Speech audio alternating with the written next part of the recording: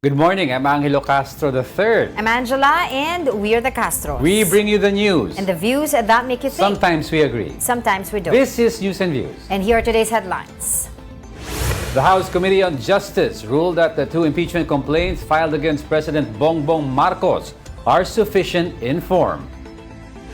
The camp of Vice President Sara Duterte says the VP is ready to face the fresh impeachment complaints against her. Some senators are denying talks of another brewing coup in the upper chamber.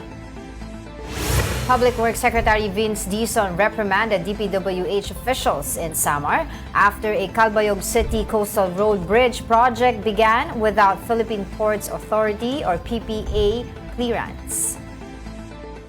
First in the news, two impeachment complaints against President Bongbong Marcos had cleared the first hurdle after being declared sufficient in form. Here's the report. Two impeachment complaints against President Bongbong Marcos have formally moved forward at the House Committee on Justice. During the deliberations, Manila 6th District Representative Benny Abante staged a walkout. Abante argued that the two complaints against the president are insufficient in form. This is actually an exercise in futility and a waste of the people's money. I therefore would like to walk out of this hearing right now. Before the walkout, tensions also flared among lawmakers over the issue of signatures. Manila 3rd District Representative Joel Chua questioned the identities of those who signed the two complaints, saying they should personally confirm that the signatures were theirs. But according to ML Party List Representative Leila De Lima, such confirmation was unnecessary. Chua, however, stood his ground. I think it's unnecessary because there is a presumption of authenticity of signatures unless someone or anyone questions it. Then it becomes an issue. But I think that is very important. Why? Because we are talking here of the sufficiency in form. And one of the very important in the form is the signature itself. Committee Chairperson Representative Jerva Luistro stepped in to settle the issue. She clarified that only committee members and endorsers of the complaints were invited to the hearing. We recognize the significance of the opinion and observation of the Honorable Chua, but nevertheless, let us confine ourselves to what appear in the impeachment complaint. Cagayan de Oro Representative Rufus Rodriguez also raised concerns over a page that was not notarized. But Kabataan Party List Representative Rene Co explained that the list of complainants could not fit on a single page, which is why the notary appeared on a separate page. In the end, the House Committee on Justice declared both impeachment complaints sufficient in form. This means all required documents are complete, signed by the complainants, verified, notarized, and accompanied by resolutions of endorsement. The first complaint, filed by Attorney Andre De Jesus and endorsed by Pusong Pinoy Party List Representative Jet Nisay, garnered 46 votes in favor, 1 against, and 1 abstention. The impeachment complaint filed by the group Bayan and endorsed by the Makabayan Bloc received 35 votes in favor, 9 against, and 1 abstention. Today, the committee will take up whether the complaints are sufficient in substance or whether the offenses cited constitute grounds to impeach President Marcos. For News 5, I'm Marian Enriquez. We are One News. Vice President Sara Duterte is facing fresh impeachment complaints, reviving efforts to remove her from office. The first complaint was refiled by former lawmakers Franz Castro and Arlene Brosas and endorsed by the three-member Makabayan Bloc. It included claims by self-proclaimed Duterte bagman Ramil Madriaga, who alleged that illegal pogo and drug money were funneled into Duterte's 2022 election campaign. Ang public official ay talagang kino-consider with utmost, dapat may utmost trust ang mga tao. Nakita naman natin yung wala talagang transparency and accountability.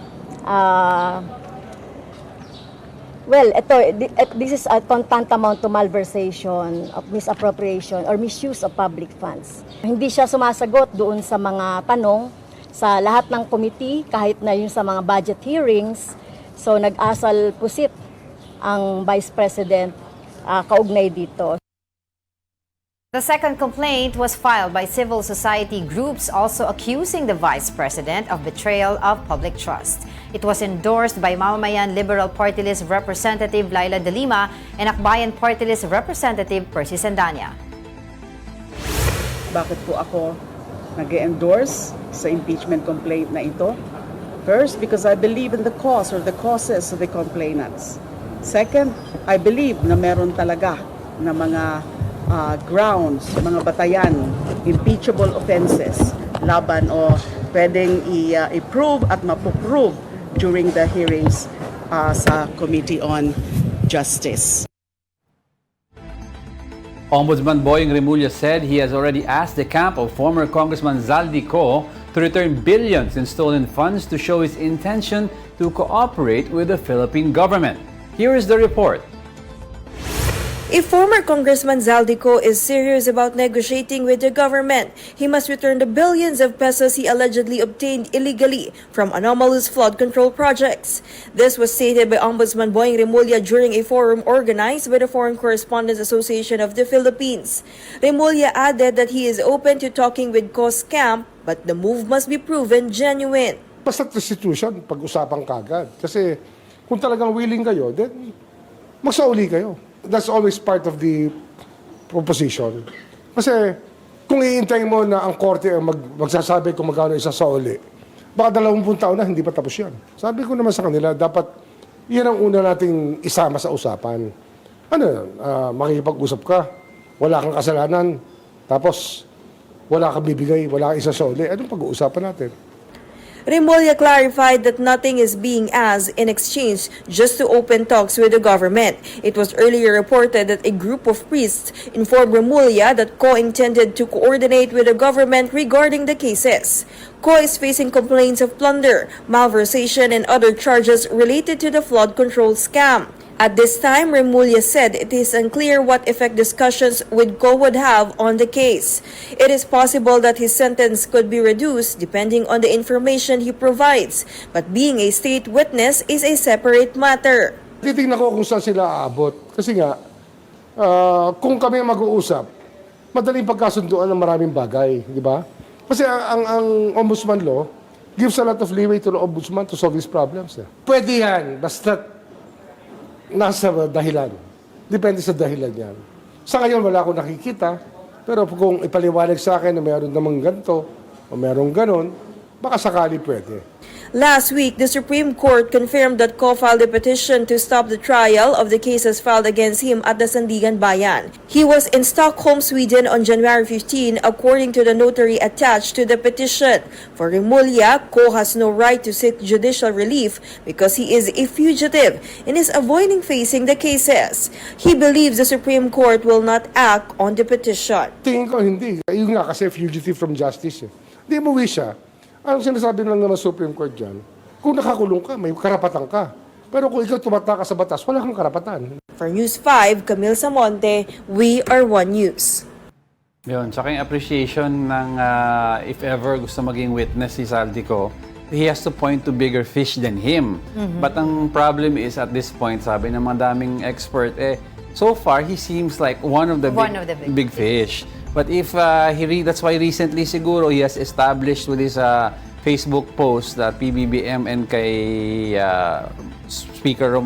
former Speaker and Representative Marty Romualdez as people involved, siguro he was establishing bigger fish than him. Right. And you have to remember, meron siyang 3 cases dito. Kaya the moment he steps in the Philippines, talagang may arrest warrant siya. Kaya siguro itong pinag-uusapan na feelers na ito kay DILG Secretary pa, John Vic Remulla, di ba pinag-uusapan na parang mga fourth-hand info na gusto nga daw makipag-usap na sa government. But I believe this is a message for him through Ombudsman Boying Remulla na if you're going to cooperate with us, di ba, balik mo muna yung allegedly, yung pera na nanakaw mo, 1 billion at least, sabi nga ni Ombudsman Boying Oo, Remulla. kaya kailangan ay i-compute nila maayos kasi may kita rin si Zaldico prior to being a congressman. So yun ang ano. Pero And some of his assets were also seized na diba? Yeah, so lumiliit ang mundo ni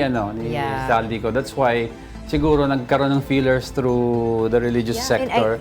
I can imagine yung expenses mo living abroad. Na wala nang pumapasok na pera sa'yo. Oo. Kasi your businesses are also suspended. Oo. And I believe also one frozen. of the houses that he stayed in Portugal, according to the initial investigations, ay kumbaga kung ikukumpara yun dito sa Pilipinas, Forbes Park, 'di ba? So Forbes hindi Park yung, nila. Oo, Forbes Park na parang kumbaga hindi talaga pipitsugin na tirahan o yung lifestyle na meron siya.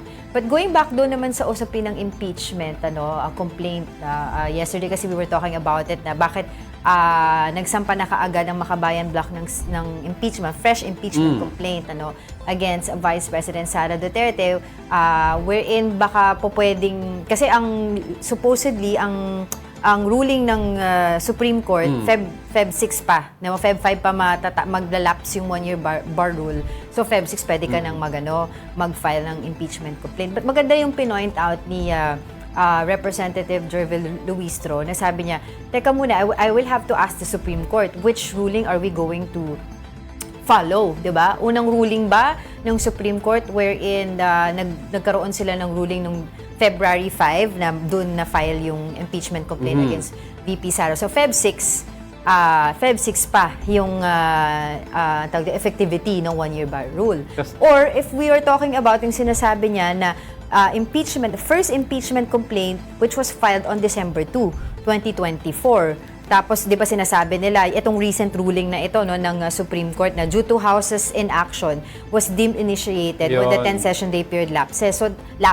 So, that was on January 14. So, magiging tama yung pag-file ng Makabayan Block or endorsed by Makabayan Block na impeachment complaint yesterday kung susundin nila yung January 15, 2026 na 1-year prohibition. Kasi ang issue dito is in computation of session days, di ba? Ang previous computation kasi is sinasabi ng Supreme Court, there's a difference between yung days, how many days you are in session, but there are some agendas in session na nag-suspend o nag-recess, and after 2 days nag-ulit, kahit sa third day umulit ka ulit, that's still considered 1 session day, kahit 3 araw ka.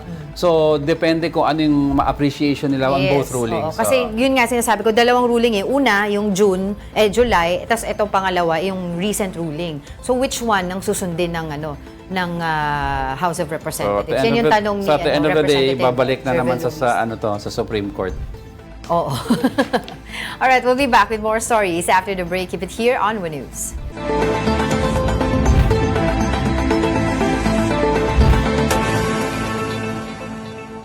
Good morning. You're still watching News and Views here on One News. The House Justice Panel is set to take up whether the impeachment complaints against President Marcos are sufficient in substance. Let's get the latest from our mobile journal, Amy Atienza. Hi, Amy. What's happening there?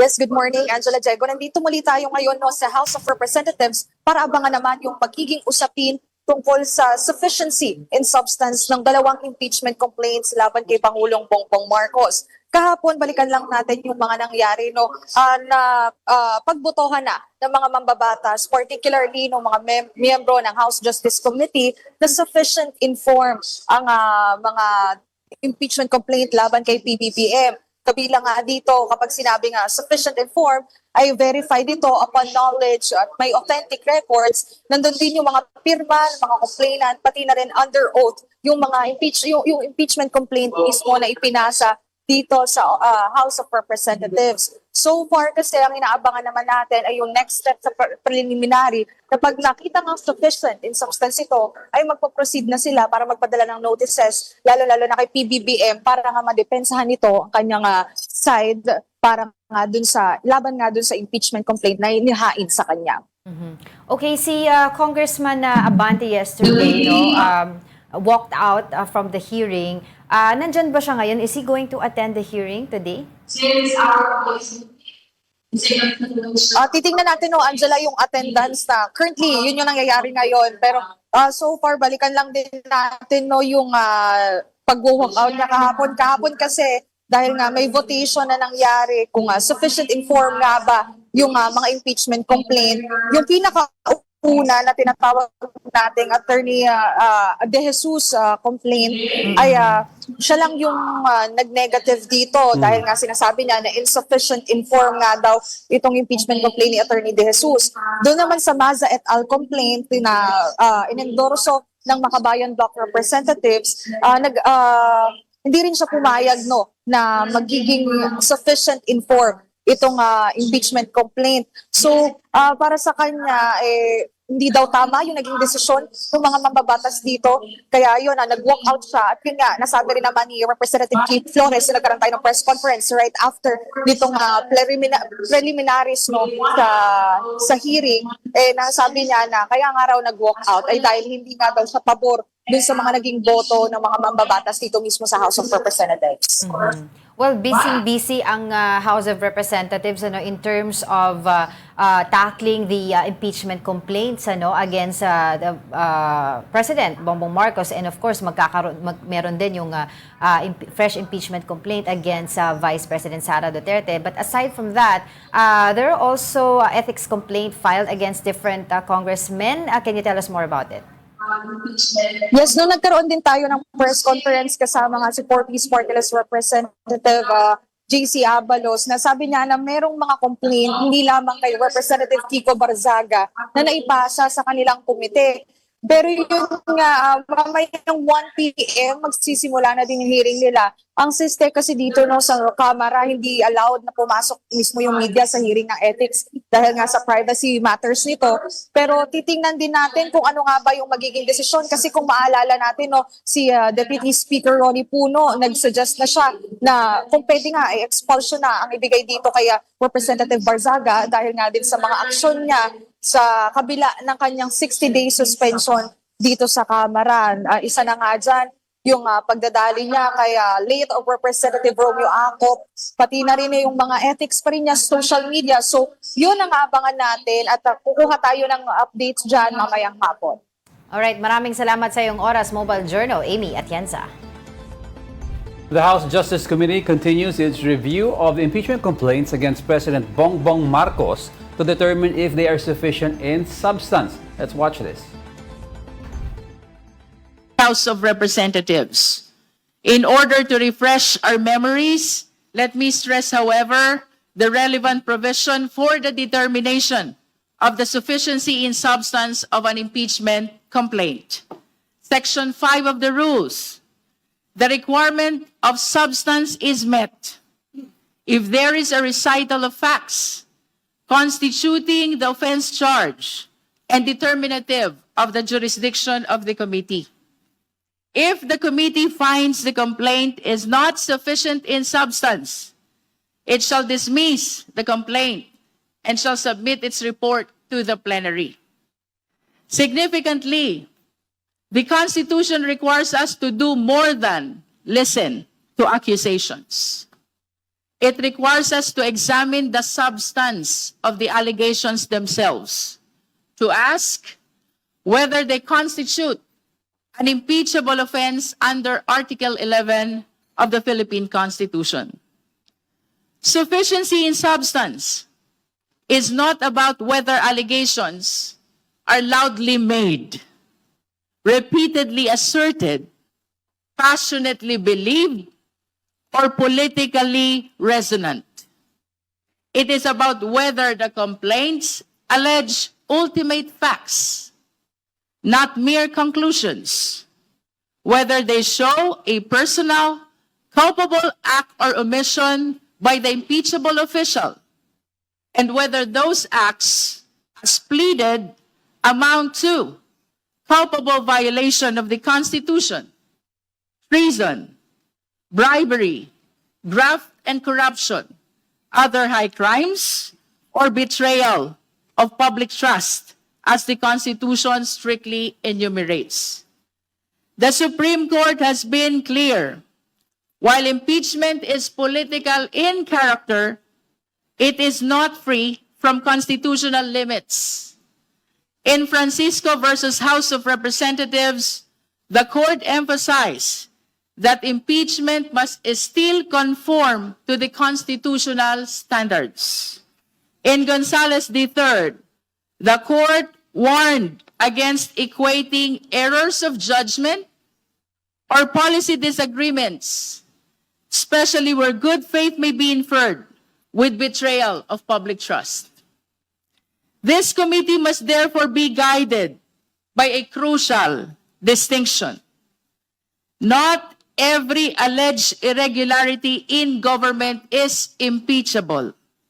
Not every claim of corruption automatically implicates the official. And not every disagreement with the exercise of discretion rises to the level of a grave abuse of constitutional power. With that, esteemed colleagues, let me reiterate the ground rules. 1, may 39 na miyembro ang ating komite. Ang quorum ay 1/5. Ibig sabihin, 8 miyembro ng komite ang kailangan to establish a quorum. 2, ex officio members, speaker, deputy speakers, majority and minority leaders and deputies, as well as the chairperson of the Committee on Accounts, ay kasama sa bilang may boses at may boto. 3, kung mayroong miyembro na may gustong sabihin, makipag-ugnayan lang sa committee secretary. To our members who wishes to make a manifestation after the position of our endorsers, please approach our committee secretary upang maisama kayo sa listahan. Salita ng pagsasalita ng miyembro ng minorya, mayorya, at may 5 minuto ang bawat gustong magsalita. Sisikapin natin na unahin ang miyembro ng minorya at susundan ng miyembro ng mayorya sa kanilang pahayag. 5, kung mayroong lalabis sa 5 minuto, pagbibigyan natin sila on the second or succeeding rounds. I added one more thing. Please wait to be recognized by the chairperson before you speak. For an orderly proceeding today, we hope that the following ground rules will be observed by all the members.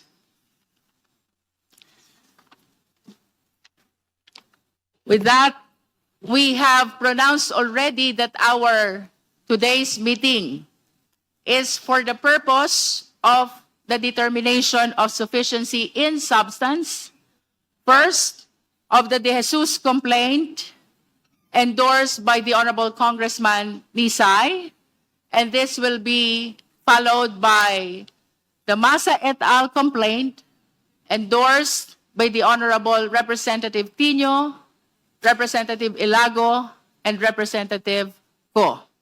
We shall begin with the De Jesus complaint, and at this juncture, we recognize the Honorable Nisay to manifest his position with respect to the sufficiency of substance of the De Jesus complaint.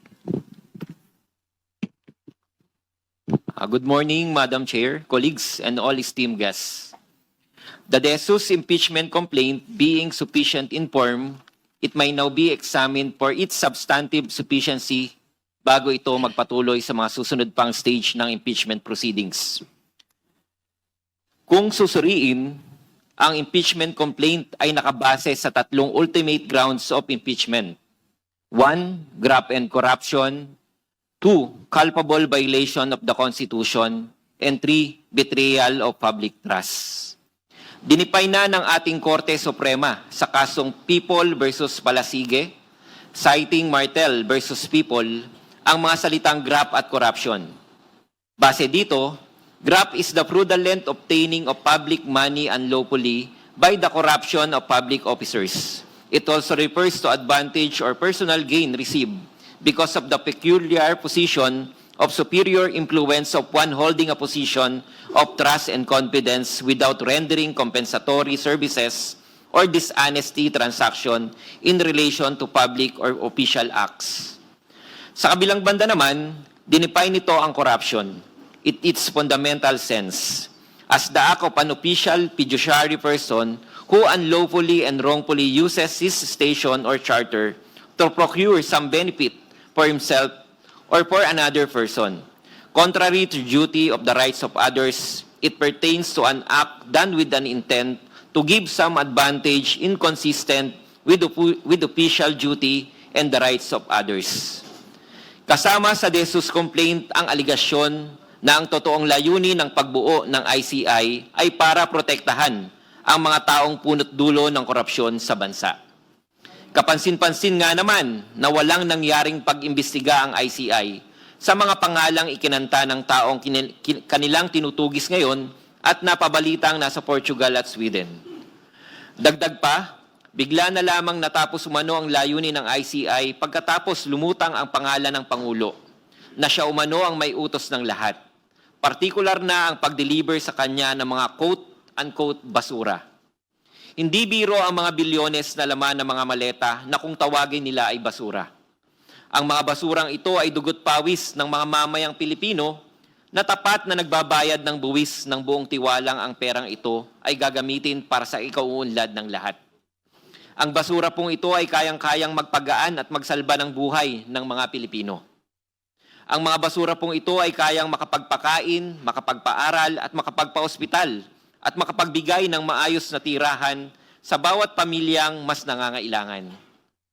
Ngunit ang basurang ito sa kasamaang palad ay di umano ginamit para sa pangsariling interes ng iilang tao lamang at kasama na diyan di umano ang ating Pangulo.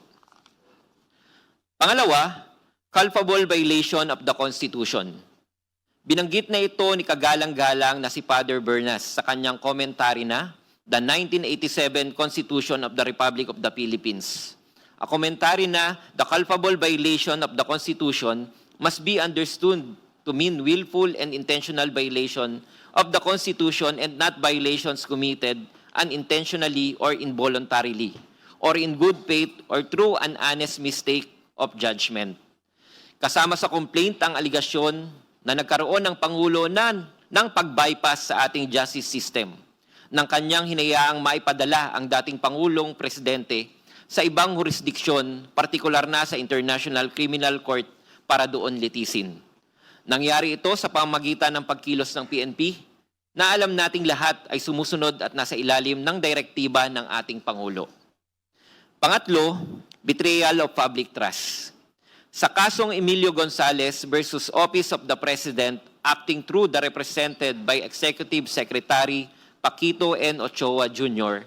et al., sinabi ng ating Korte Suprema na the Constitutional Commission eventually found it reasonably acceptable for the phrase betrayal of public trust to refer to acts which are just short of being criminal but constitute gross faithlessness against public trust, tyrannical abuse of power, inexcusable negligence of duty, favoritism, and gross exercise of discretionary powers. In other words, acts that should constitute betrayal of public trust as to warrant removal from office may be less than criminal but must be attended by bad faith and of such gravity, seriousness as the other ground for impeachment. Malinaw na papasok dito ang aligasyon ukol sa failure ng Pangulo na ibito ang unprogrammed appropriations at ilang special provisions nito sa ating mga national budgets. Naintindihan din natin na walang legal duty ang Pangulo na magbito ng items dahil discretionary ito sa ating saligang batas. Ngunit naniniwala tayo na dapat kalaki pa rin ang moral aspect sa issue na ito. Hindi ba naging prioridad at magiging prioridad ng Pangulo ang usapin sa kalusugan at kakulangan dito? Hanggang kailan magiging one hospital away from poverty ang mga Pilipino? Tama naman na ito ay short of being criminal, but such failure to act already constitutes a gross faithlessness against trust, a gross exercise of discretionary powers. Kahit Korte Suprema rin ay dineklara ng unconstitutional ang pag-transfer ng pondo mula sa PhilHealth na nilipat sa National Treasury. At bilang isang health advocate, nabahala tayo sa naging issue na ito, particular sa 60 billion pesos mula sa 2024 PhilHealth Reserve Fund. Ang pondong ito ay nararapat lamang sa pagpapalakas ng ating universal healthcare system at magamit ito ng mga Pilipinong higit na nangangailangan. Ang pondong ito ay nararapat lamang na matulungan ang mga pasyenteng hirap sa bayarin, maisaayos ang mga hospital at health units nakakulang sa kagamitan at pasilidad, at mapataas ang benepisyo ng ating mga healthcare workers. Naniniwala tayo na kung hindi na mauulit ang katulad na problema, siguradong panalo at makikinabang at mamamayang Pilipino. Madam Chair, nahiyag din sa complaint ang revelasyon ni Senator Amy Marcos tungkol sa paggamit ng ipinagbabawal na droga ng Pangulo. At ang katotohanan na walang naging malinaw at direktang naging sagot dito ang Pangulo. Batid kong umaasa ang sambayan ng Pilipino na ang namumuno sa kanila ay isang taong intelektual at hindi impluensyado ng droga o anumang harmful at illegal substance. Again, inaction of the President with regard to these allegations may be considered as gross faithlessness against public trust. Tandaan natin, walang gagawa ng mali ang ipapakita o sasabihin sa lahat na siya ay gumagawa ng mali. Masigit lalo na walang taong nasa mataas na posisyon ang personal na gagawa mismo ng mali. Kaya rin sa ating justice system, particular sa Revised Penal Code of the Philippines, may tinatawag na principle by direct inducement. Kung susuriing mabuti, ang mga aligasyon na ito ay tumutumbok sa isang conclusion, that the President most likely is not anymore fit to govern.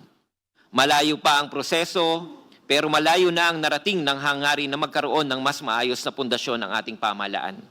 Madam Chair, in view of the foregoing, I respectfully submit that the impeachment complaint be deemed sufficient in substance and that it accordingly be allowed to proceed to the next stage of the proceedings. Magandang araw po muli sa ating lahat.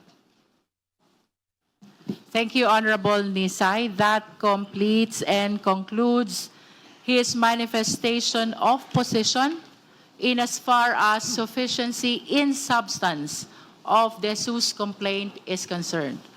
We understand that at the end of our deliberation on the sufficiency on substance with respect to this impeachment complaint of Attorney De Jesus, we will be voting on the entirety of the impeachment complaint. Nonetheless, for purposes of clarity of our proceeding, considering that there are 5 offenses alleged, anchored on 3 grounds, we will be eliciting the comments, opinions, and questions from the members of the committee in accordance to the grounds alleged in the impeachment complaint. Let the chair reiterate that while we discuss it on the basis of grounds at the end of our deliberation, we will be voting on the sufficiency in substance on the entirety of the impeachment complaint. At this point, we will be eliciting the comments, positions, or even questions of the members of the Justice Committee with respect to the sufficiency in substance of the Jesus complaint, which position was manifested already by our endorser, the Honorable Nisay. We will begin with the first offense. Let me read. Respondent ordered and enabled the kidnapping and surrender of former President Rodrigo Roa Duterte to the ICC. This is the offense charge, and the same is anchored either any or all of the following grounds: culpable violation of the Constitution or betrayal of public trust. Members who wish to manifest. Madam Chair, The Honorable Ridon is recognized. I think prior to even talking about anything else, I think we need to state for the record that what is important in the submissions would be 2 things, no? Personal knowledge or authentic records that had been submitted as part of the impeachment complaint. For the first impeachment complaint, may we know from the Secretariat on what the annexes, on which annexes had been submitted as authentic records, Madam Chair? May we ask the endorser if he is willing to answer the question instead of the Secretariat answering the question? The Honorable Ridon is asking on the annexes attached to the complaint in support of the offense of kidnapping and surrender of the former president to the ICC. To be clear, Madam Chair, this is not just a question on the specific ground, but as a general question on all of the submissions, because you have annexes here, but we would want to know whether what had been submitted are authentic records, particularly whether the submissions are certified through copies of particular official documents. Madam Chair. The chair stands corrected. The question pertains to the entirety of the impeachment complaint. And to explain why we are asking this, in previous impeachment complaints, the complaints had been rejected by the House Committee on the basis of that these impeachment complaints had not been submitted because on the basis of personal knowledge or because of submission of authentic records. So I think the same standard Point of order, should apply Madam Chair. to... Point of order. The Honorable Ilaga is recognized with the indulgence of the Honorable Ridon. Representative Ko. Honorable Ko. Okay. Thank you, Madam Chair. Madam Chair, to my understanding, for now, we are in the stage of assessing the sufficiency of substance of the impeachment complaints. We are observing Rule 3, Section 5 of the 20th Congress Rules of Procedure in Impeachment Proceedings, which provide the requirement of substance is met if there is a recital of facts constituting the offense charged and determinative of the jurisdiction of the committee. So for the purposes of this exercise, Madam Chair, what we need to do is to determine whether in the complaint there is a recital of facts, which one provides the... Right, that was the ongoing House Committee on Justice panel determines whether the impeachment complaints versus President Bongbong Marcos are sufficient in substance. All right, let's move on for now. Amid good rumors swirling on social media, senators on Monday dismissed talk of a leadership change in the upper chamber. Mobile journalist Ray Vicente has the report. Amid the coup rumors that circulated in the social media over the weekend, senators brushed off the rumors on Monday, February 2, denying a change in their leadership. Senate President Vicente Soto III sees no sign of dissatisfaction from his colleagues, echoing they are solid in the majority bloc. Wala akong naririnig na dissatisfaction. Nakakarating na sa akin is kwento ng mga kasama namin na we're solid. There's no problem with the majority. Ganun yung naririnig ko. Soto added that he serves at the pleasure of his fellow senators. Sanay ako dito eh. I serve at the pleasure of my colleagues. Since the 8th Congress up to now, the Senate leadership has always been that way. However, Senate Minority Leader Alan Peter Cayetano admitted to not yet have the 13 votes needed to change leadership. He said there are always discussions for possible change as some minority members are not happy with the direction in the Senate. All kinds of pag-uusap. Paano baguhin yung direction? Kamusta yung leadership? Makaka-13 ba? That's never been a secret. So it's really, do you get 13 people of like minds? But as of today, wala pa yung 13 na yan. Even though the Senate President believes the rumors were probably social media noise, he stated that changes in the committee chairmanship could be a reason for this. During the plenary session on Monday, Senator Erwin Tulfo was elected as the new chairperson of the Committee on Foreign Relations. Mr. President, I move that we elect Senator Erwin Tulfo as chairperson of the Committee on Foreign Relations, Vice Senator Amy Marcos. I so move, Mr. President. Any objection? There being none, Senator Erwin Tulfo was elected. Earlier last week, it was confirmed that Senator Amy Marcos will be replaced as the chairperson of the said committee. Soto then clarified that major committee like Foreign Relations should be chaired by a member of the majority. Kapatid Ray Vicente, we are One News. Don't go away because we're not done yet. Please stay with us.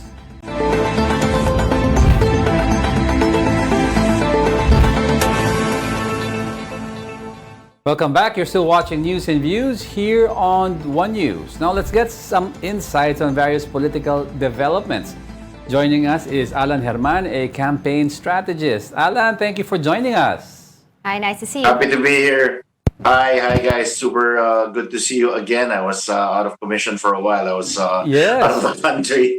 Medyo matagal. Now you're back. And parang Alan, the last time we talked, no, the dust was still settling from the elections. And now, ang daming nangyayari, no? So let's start off ngayon with the impeachment cases with no less than the two highest officials of the land. Now, how do you think, how damaging is this to the Philippines as a whole? Personally, and again, I'm speaking from my own context, my own point of view. I really think now's not the time to be initiating any impeachment complaints, as far as I'm concerned, at least. I don't think it does the country any good, considering that we saw the latest GDP numbers. They were not very, very hopeful, as it were. In fact, it took a sharp decline, no? And you know, the economy is I wouldn't say struggling, but has taken a definite hit. If we consider that the measurement for GDP is consumption plus investments plus government spending, it's really on the investment side that we're taking a hit, because of course foreign investors are wary, or even local ones for that matter, are wary of putting in money for big projects, only because the political climate is so fragmented. It's a little bit shaky right now, so not good for the economy as far as I'm concerned. And ilang taon na lang yan, di ba? Malapit na yan eh. Let's allow the people to voice their either agreement, disagreement, any contentions they may have through the ballot. Siguro yung impeachment, as far, again, para sa akin, wag na siguro muna ngayon. Pero Alan, just to follow up on that, because you mentioned the political climate, and we all know that in a few years, or mabilis na lang yan, election na ulit. So could it be that these two complaints for the president and the vice president, nonetheless, are ways of these congressmen trying to measure up on each other? Kasi alam naman natin, Alan, lobbying will happen within Congress for the president and vice president. So sa tingin mo, nagtitimplahan na sila in preparation for the elections kung where they stand with each other? Yan ang tanong ng veterano, at saka yun talagang keen observer of the political dynamics. Wala akong sinasabi na lobbyist tayo. Ano lang, we're looking for your expertise. Siyempre. As you know, well, alam mo, nakakalimutan ng kababayan natin, and maybe I'll unpack that question first by saying that a lot of our countrymen forget that impeachment at the end of the day is political arithmetic. Hindi po ito, this is not a judicial process. This is not even a fully legal process. It is a thing unique on its own, di ba? Political exercise ito, numbers game ito. So, magkakaroon ng horse trading dyan, lobbying, magkakaroon ng temperature checking, titignan nila, malakas pa ba? Kanino dapat ako pumanik? Of course, a lot of people, a lot of politicians are looking forward to 2028 and the alliances. So there are perceived weaknesses, there are perceived strengths, kanino dapat tayo medyo tumidikit ngayon. But having said that, definitely, for example, if you were the sitting admin, medyo malikot ang isip mo, what you would do is you would initiate a lot of impeachment complaints against the president para ma-violate yung one-ban rule. So after ma-violate yan, isang taon wala nang pwedeng mag-file. Conversely, if we are assuming, if the assumption is it's an admin-controlled or an admin favoring Congress, then what they'll do is they'll initiate maybe just one, so that they're not violative of any principles or any rules the Supreme Court has already established. Tapos, they're just going to maybe expand that hearing in order to really expose or shed light and highlight and really amplify the perceived violations and shortcomings of their political enemy, which in this case is Vice President Inday Sara Duterte. So may mga ganon. Political exercise po ang impeachment. Right. Wag po natin kakalimutan yan. Now, over at the Senate, the talks about coup rumors, kumbaga, it keeps on crawling back, no? Sino ba instigator nito? And what happens then kung natuloy nga itong panibagong leadership change in the Senate? Araw-araw no? Ma'am, parang meron bago na lang di ba? Parang meron na lang bagong rumor of a coup and then there's an official denial. No, not today. No, it won't happen today. Of course, the key positions there, the implications of a Senate coup are not so much the leadership, but the key positions. For example, the Blue Ribbon Committee is a very, very key and critical chairmanship right now. So pag yan, traditionally, hindi na pupunta sa minority yan. In fact, I'm not even sure if it's allowed. I'll have to double check. But what happens there is, if there is a quote-unquote coup, the Senate Blue Ribbon Committee chair can actually drive inquiry for legislation to veer away from those na ayaw nilang tamaan, veer away from topics na or to look within just a certain period of time. I think yung mga viewers naman natin naiintindihan yung sinasabi ko, that will only cover one administration, etc., etc. So yeah, those rumors persist only because of this aforementioned charged political climate. Well, going back to what you discussed earlier, that having two highest position in the land impeachment cases being discussed sa House of Representatives, and you said that masama ito sa ekonomiya natin. But what about those discussions such as how can we, kumbaga paano natin masisingil, ma-account itong mga allegedly na mga posisyon, highest position in the land, na kumbaga ano tawag dito, yung masagot sa mga kanilang alleged crimes? Okay, so dalawa yan, great question. Dalawa yan. First, for yung mga congressmen and contractors and DPWH officials na implicate dito sa flood control issue, for example. And we're talking about accountability here, and that's a great question. Parang, Alan, sinasabi mo ba dapat di na managot yan? Not at all, no? So, yung mga congressmen na yan, yung mga contractors na yan, the DPWH officials that were implicated or that seemingly have participation in this flood control scam, kasuhan lahat yan. Hayaan na natin yung ombudsman to take care of that, no, in the proper forum. Now, if we're talking about the two highest officials in the land that are only impeachable, they enjoy immunity, no? They are impeachable officials. If it were up to me, I would just wait for the next elections. I would just wait for a new leadership to take over, and then with that fresh restart, with that extended runway, kasi ang ikli na lang ng runway, tsaka natin habulin yung accountability. But justice delayed is justice denied. There is that also, no? So, siguro kung mag-file tayo ng impeachment complaint, number one, let's get the proper actual documentation, although it is not a legal process, and as I said, it's political arithmetic. Siguro, let's not be haphazard about it, or let's not weaponize it. Probably that's the only way true accountability can happen. Alan, interesting approaching elections.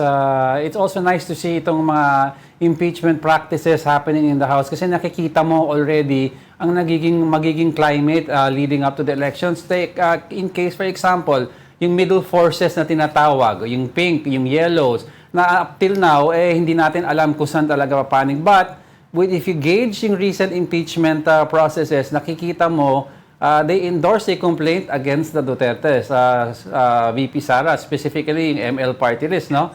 So nakikita mo ngayon na medyo they're veering towards possible alliance with PBBM this next 2 years. Do you see that in the cards?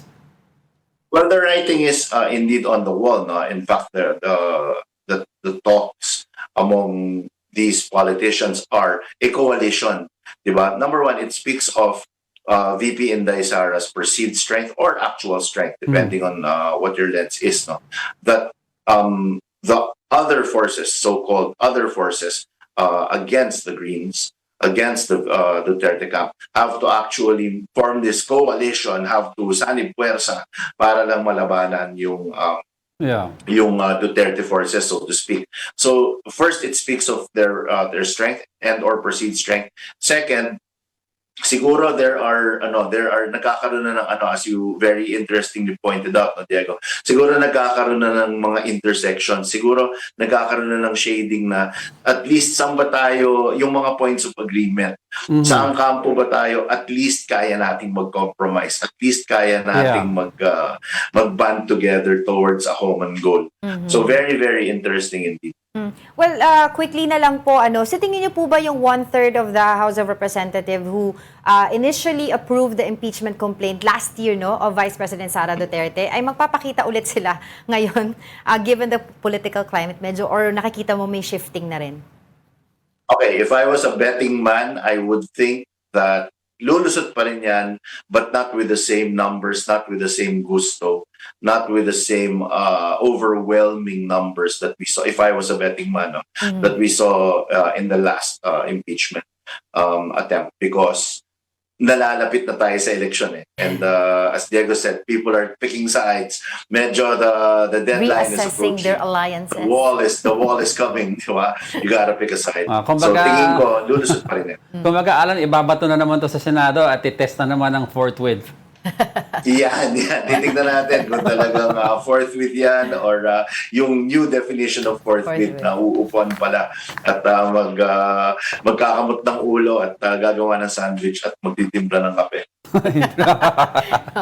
Alright. As always, maraming salamat sa iyong oras. Alan Herman, a campaign strategist. Hope to see you again on the show. Absolutely. Thank you so much and have a good day to all of our viewers. Now, Public Works Secretary Vince Dizon called out officials of the DPWH and Samar after discovering that a bridge project under the Calbayog City Coastal Road was started without clearance from the Philippine Ports Authority. Dizon warned the bridge's low clearance could pose a danger to vessels heading to the port of Calbayog, even as the project was meant to ease traffic along the Maharlika Highway and Calbayog's business district. He also inspected the long-delayed Gandara Bridge, where residents say daily travel has become risky and costly, with full rehabilitation still expected to take years. Mahirap kasi pag bumabaha, mahirap tumawid ng bangka. Minsan na isang beses ng bangka lumubog na dyan, may mga estudyante kasakay. Sige po, Kap. Papaspasan natin. Pag mga estudyante. Hindi ko lang masabi pa yung timeline kasi papa-evaluate pa natin to. In sports, Alex Ayala capped a strong start to 2026 by soaring to a new career-high world ranking of number 45 in the latest WTA rankings. The 20-year-old Filipina jumped 4 spots after an impressive January, highlighted by a quarterfinal finish at the Philippine Women's Open, the country's first ever WTA 125 event. Ayala fell to eventual champion Camila Osorio of Colombia, but still pocketed valuable points to fuel her continued rise in the global standings. She now sets her sights on the Abu Dhabi Open. Congratulations once again, Alex Ayala. No way but up. Number 45 na. So highest From, na. kailan ba siya nag-start? 102 102 ata yun Tapos nag-85. Alam ko nag-136 pa yan doon. Pero yun, 45. And then if she makes it to the quarterfinals dito sa Abu Dhabi Open, usually another 3 to 5 points yan. Right. So she may go up to number 40. But prayers for Alex, diba? Alam mo natin bagong Filipina pride. Yes, of course. So, sinusubaybayan natin yung career niya. But also, speaking of subaybayan niyo po today yung ongoing House Committee on Justice panel. Sila po ay nagdi-discuss on whether if the impeachment complaint against President Bongbong Marcos is sufficient in substance. Correct. And that wraps up today's episode of News and Views. Join us again tomorrow. I'm Angela Lagunsad Castro. And I'm Angelo Castro III. Kapatid, we are one news. All sides, all the time.